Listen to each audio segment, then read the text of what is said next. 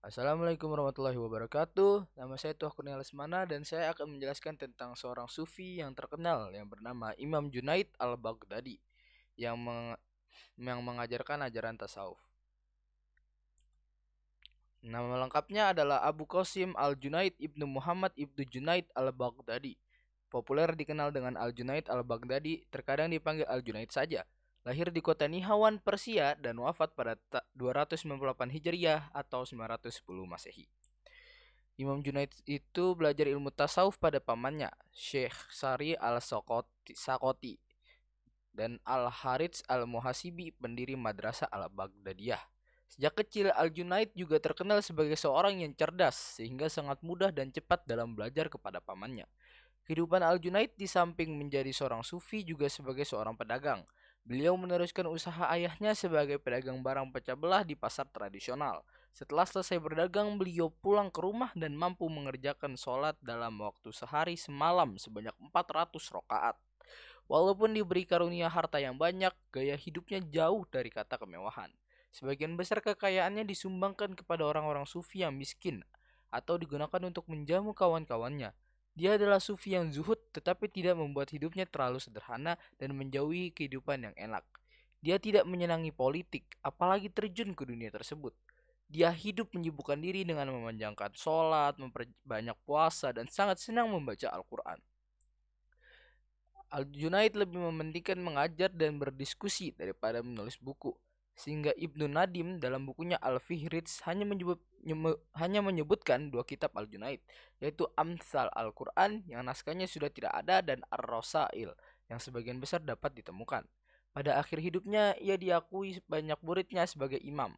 Imam Junaid meninggal pada hari Jumat 298 Hijriah atau 910 Masehi dan dimakamkan di dekat makam pamannya sekaligus gurunya, yaitu Sari al-Sakoti di Baghdad. Inti ajaran tasawuf. Konsep pemikiran tasawuf yang dikembangkan oleh Al-Junaid belum tersusun secara sistematis. Hanya disampaikan lewat ungkapan-ungkapan verbalnya, sehingga pemikiran tasawufnya baru banyak ditemukan dari tulisan-tulisan muridnya yang mengutip pendapatnya. Ajaran tasawuf Al-Junaid juga berpusat pada konsep khauf dan roja. Takut atau khauf membuat kobit atau rasa kecut, susah, ataupun sempit. Harap atau roja kepadanya membuat menjadi basit atau lapang atau luas. Sikap hidup zuhud dan fakir adalah jalan yang ditempuh oleh Al-Junaid dalam melakukan tasawufnya. Al-Junaid memandang tasawuf sebagai jalan kearifan manusia dalam menjalankan hidupnya. Baginya, orang arif adalah orang yang tidak terikat oleh waktu. Pemikirannya tentang makrifat, takrufat adalah bahwa Allah Subhanahu wa taala memberitahukan orang banyak akan dirinya dan memberitahu orang banyak akan hal-hal yang menyerupai dirinya. Arti makrifat takrif adalah Allah memberitahu kepada banyak orang bekas-bekas kekuasaannya dalam cakrawala dan diri manusia. Kemudian secara halus terjadilah benda-benda yang menunjukkan kepada orang banyak bahwa mereka itu ada yang menciptakan, yaitu Allah Subhanahu wa taala.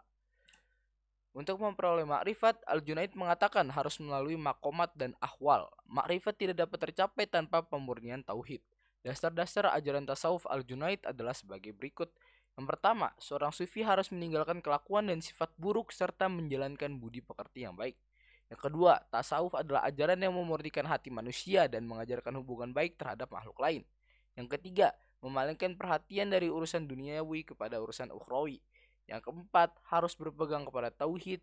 Yang kelima, seorang sufi harus melakukan 3 syarat amalan, yaitu melazimkan zikir yang disertai himmah dalam kesadaran penuh, mempertahankan tingkat kegairahan dan semangat yang tinggi, dan terakhir, senantiasa melaksanakan syariat yang ketat dan tepat dalam kehidupan sehari-hari.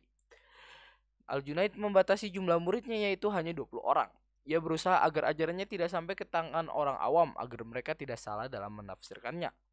Walaupun dia sangat hati-hati, murid Al-Junaid ada juga yang pernah diadili dan mendapat tudingan zindik, yaitu Al-Halaj. Corak tasawuf yang dikembangkan oleh Al-Junaid al-Baghdadi menjadi rujukan bagi ajaran tasawuf di kemudian hari, sehingga muncul komunitas sufi yang mengambil sanad dari beliau. Di kalangan sufi, Al-Junaid dinilai sebagai guru awal dan mendapat gelar syekh atau penghulu kaum sufi.